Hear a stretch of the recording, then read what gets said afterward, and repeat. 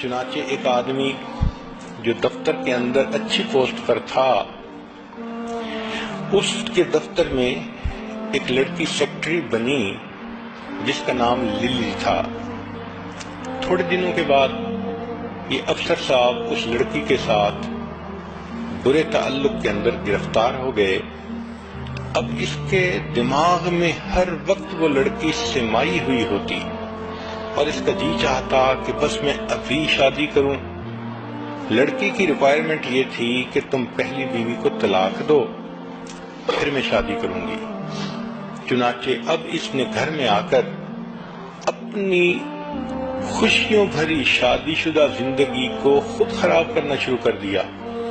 بیوی کے ساتھ برے طریقے سے بول رہا ہے، اس کو اگنور کر رہا ہے، اس کے کاموں میں دلچسپی نہیں لے رہا، بچوں کے سامنے اس کو ڈانٹ ڈپٹ کر رہا ہے۔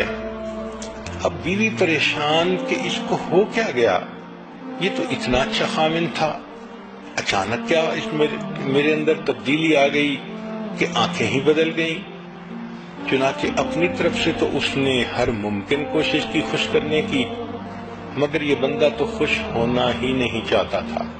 اس کی نیت ہی بد تھی، یہ چاہتا تھا میں اس کو طلاق دوں اور اس کے بدلے نئی چنچل اتنی خوبصورت لڑکی وہ میری بیوی بن جائے گی۔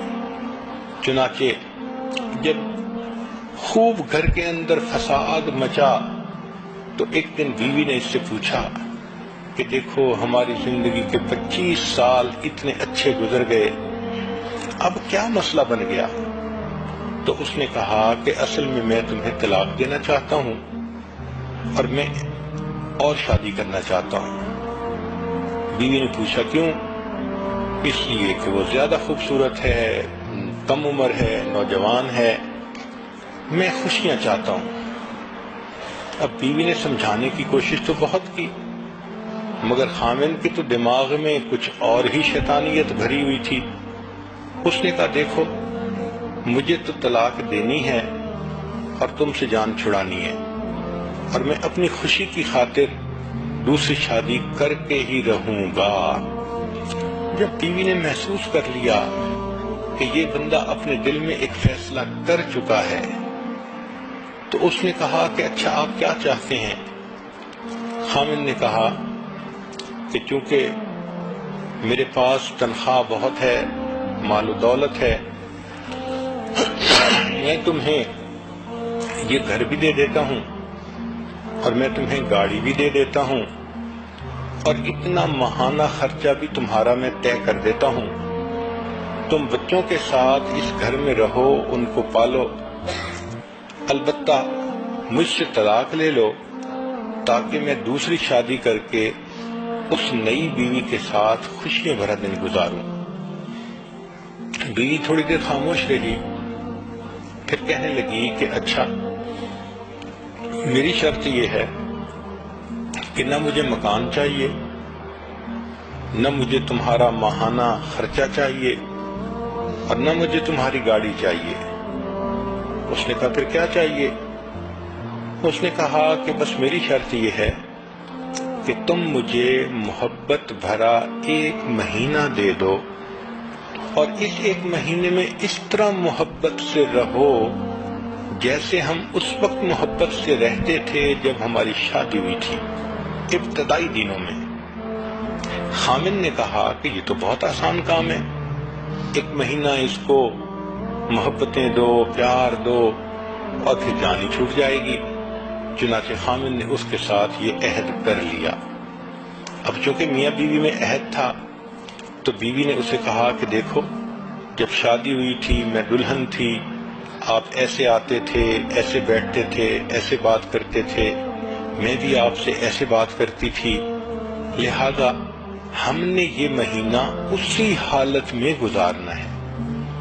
خامن نے کہا بہت اچھا۔ چنانچہ دونوں نے آپس میں خوب گرم جوشی کا اظہار کیا، محبتوں کا اظہار کیا، میل ملاپ کیا، باتیں کیں، بیٹھے، اور جیسے ہنی مون کا وقت ہوتا ہے دونوں نے اس طرح وقت فارغ کر لیا۔ اب جب کچھ دن گزرے تو خامد نے یہ دیکھا کہ یہ بیوی 25 سال پہلے جب میرے پاس آئی تھی اتنی خوبصورت تھی، اتنی سمارٹ تھی، اتنی اچھی تھی، اب 25 سال کے بعد یہ 5 بچوں کی ماں بن گئی، اب صحت بھی اس کی کمزور ہو گئی، کچھ بینائی بھی کمزور ہو گئی، بلڈ پریشر کی مریضہ بھی بن گئی، اب معدے کے السر کا بھی مسئلہ ہے۔ اب یہ بیچاری جب اکیلی رہے گی تو خاوند کے بغیر اس کی زندگی کیسی ہوگی؟ کیونکہ دونوں قریب وقت گزار رہے تھے تو خاوند نے ایسا سوچنا شروع کر دیا۔ تو پہلے تو وہ اپنے خیالات کو جھٹک دیتا اور یہی سوچتا کہ نہیں میں نے دوسری لڑکی سے شادی کرنی ہے، لیکن قریب رہنے سے محبتیں بڑھتی ہیں، اپنائیت ہوتی ہے، احساس ہوتا ہے انسان کو، جتنا بھی کوئی پتھر دل ہو اس کو بھی محسوس ہوتا ہے۔ چنانچہ 1 مہینہ جب قریب رہے تو آخری دن بیوی یہ ایکسپیکٹ کر رہی تھی کہ آج مجھے طلاق کا کاغذ مل جائے گا، لیکن آخری دن فلورسٹ کی طرف سے پھولوں کا ایک گلدستہ آیا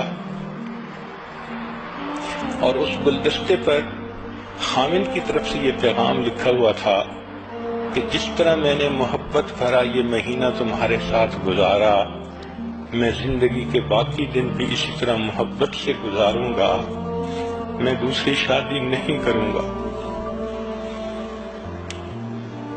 تو یہ آپس میں ایک دوسرے کے ساتھ انویسٹمنٹ ہوتی ہے، محبت ایک دوسرے کی خاطر قربانی کرنے کا دوسرا نام ہے۔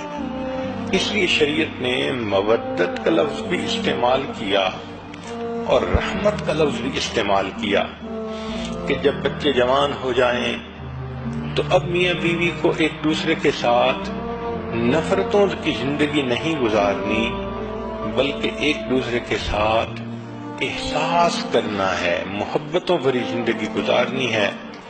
اب بغیر ریٹرن کے دوسرے کو کچھ دینا ہے۔ اس لیے کہتے ہیں کہ you can give without loving but you cannot love without giving۔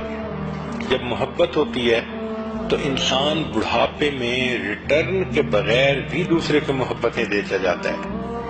یہ جو گیونگ کی انجوائمنٹ ہے یہ کچھ اور ہوتی ہے۔ اس لیے بڑھاپے میں ایک دوسرے کی کوتاہیوں سے، کمزوریوں سے درگزر کرنا اور برداشت کر لینا، اس لیے شریعت نے رحمت کا لفظ استعمال کیا۔ کہتے ہیں کہ a good marriage is the union of 2 forgivers، یعنی بیوی خاوند کی کوتاہیوں سے درگزر کرے، خاوند بیوی کی کوتاہیوں سے درگزر کرے۔ پھر شریعت نے کہا لِتَسْكُنُوا إِلَيْهَا، تاکہ تم سکون پاؤ۔ اب یہ سکون جو ہے انسان کو تب ملتا ہے جب دونوں نیک بن کر ایک دوسرے کے ساتھ محبت بھری زندگی گزارتے ہیں۔ یہاں بعض مفسرین نے ایک عجیب نکتہ لکھا ہے، وہ کہتے ہیں کہ عربی زبان میں ہر حرف کے اوپر ایک حرکت ہوتی ہے، ضمہ، فتحہ، کسرہ۔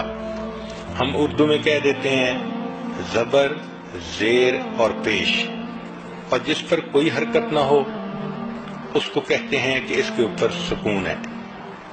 تو اس کا مطلب یہ کہ سکون زندگی میں ہو۔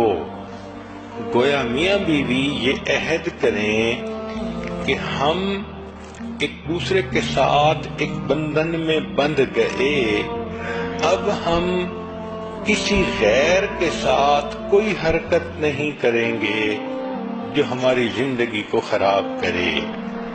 ہم ایک دوسرے کے لیے مخصوص ہو گئے ہیں، بکنگ ہو گئی ہے ہماری ایک دوسرے کے لیے۔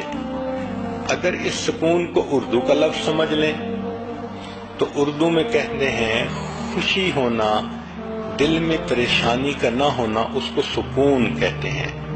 یعنی خامد اتنا اچھا بنے کہ بے غم بے غم بن جائے، اور بیوی اتنی اچھی بنے کہ مرد اس کا ہمدرد بن جائے۔